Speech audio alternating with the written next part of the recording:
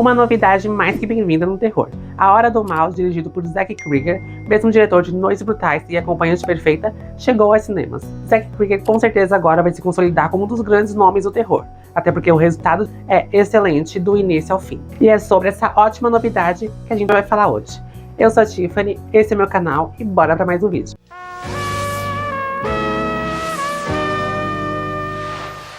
Todas as crianças da mesma sala de aula, exceto uma, desaparecem misteriosamente na mesma noite, e exatamente no mesmo horário. A comunidade fica se perguntando quem ou o que está por trás dos desaparecimentos. O filme tem uma estrutura de capítulos, com cada capítulo contando a história pela visão de um dos personagens. O que tinha tudo para dar errado, gente, porque o filme começa no meio, aí ele volta pro começo, depois ele continua do meio pra frente. Tinha tudo pra dar errado, porque podia virar uma bagunça imensa. Podia virar uma coisa totalmente sem pé nem cabeça. Mas foi tão bem pensado, foi tão bem escrito, foi tão bem executado, que esse é um dos grandes diferenciais do filme. E vale ressaltar que é importante prestar atenção no filme todo, do começo ao fim. Eu recomendo assistir no cinema. No cinema a gente não tem muita coisa pra se distrair.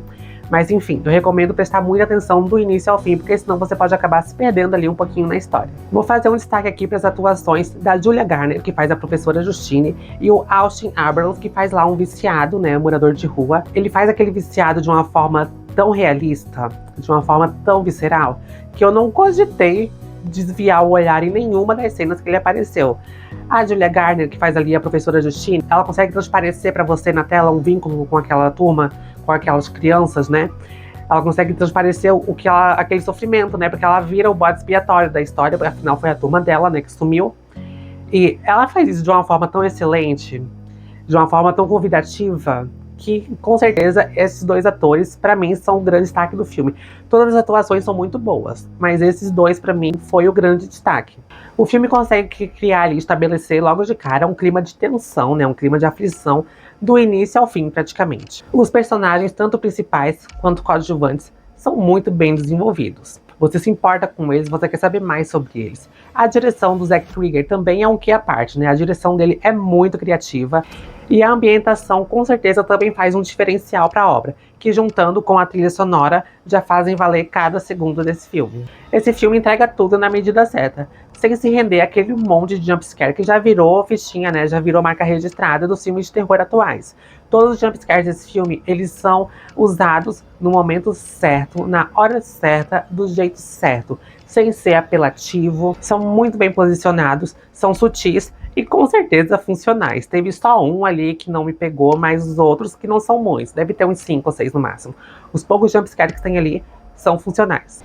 Claro que esse filme não seria tão bom se não fosse pelo roteiro, né, que também é outro diferencial. Toda a história é coerente do início ao fim. É um roteiro muito bem escrito, tem uma história ali bem fechada, apesar de deixar um leve gancho lá no final para a sequência. No geral, é uma história fechada e que, além de fazer sentido, temos um clímax que serve como um alívio cômico no final do filme, antes de se tornar trágico novamente. A Hora do Mal soube se reinventar ali no subgênero do terror sobrenatural, né?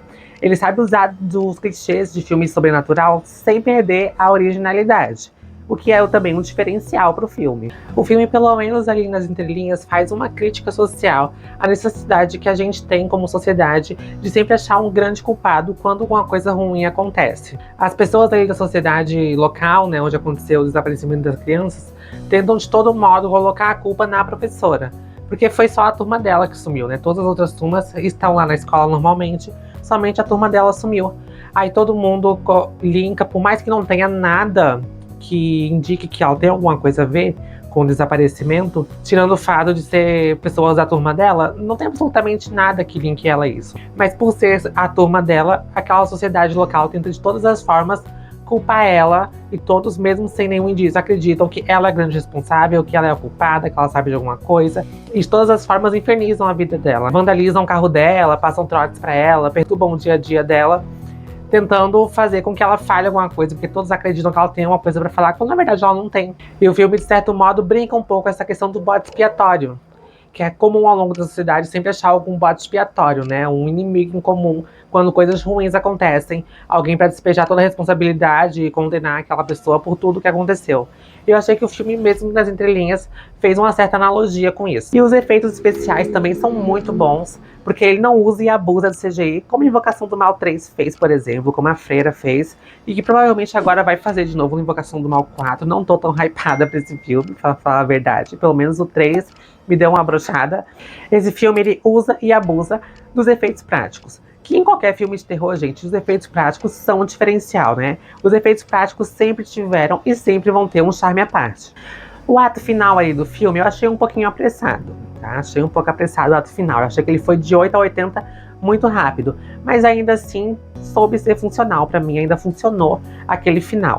Ele trouxe ali um alívio cômico, né? A cena final, eu dei muita gargalhada. Foi um baita alívio cômico. Antes de se tornar uma tragédia de novo ali, porque o final não é exatamente um final feliz.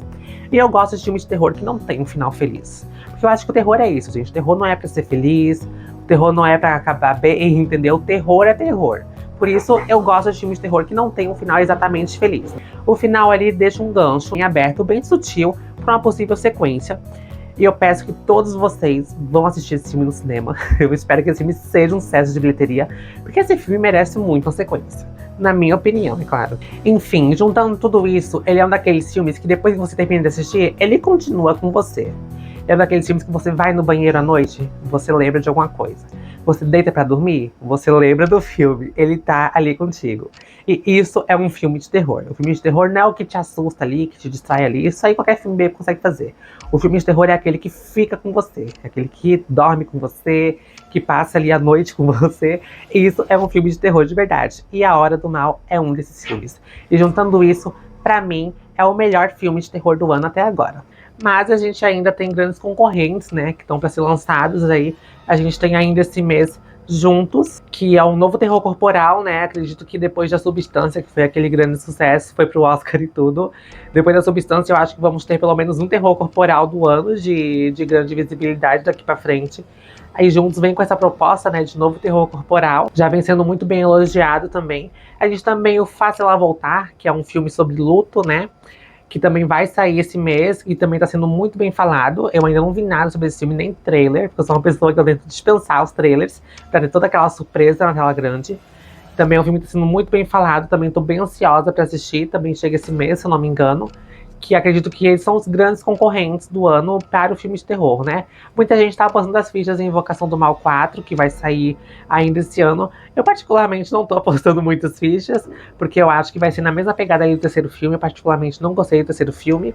Eu acho que foi muito pastelão mesmo. E acho que o quarto vai vir nessa pegada também. Então eu acredito que para um filme de terror ainda esse ano, superar A Hora do Mal ou tirar ali de um top 5, que tranquilamente vai entrar, vai ter que se esforçar muito. Vai ter que ser um filme muito incrível. Se você chegou até aqui, te convido a me seguir no Instagram. Fiz um Instagram pro canal agora. Vou deixar o arroba aqui na tela e o link na descrição. Te convido também a se inscrever, caso não seja inscrito. Deixar um likezinho para ajudar no engajamento, se possível, um hypar também. Obrigada por chegar até aqui e até o próximo vídeo.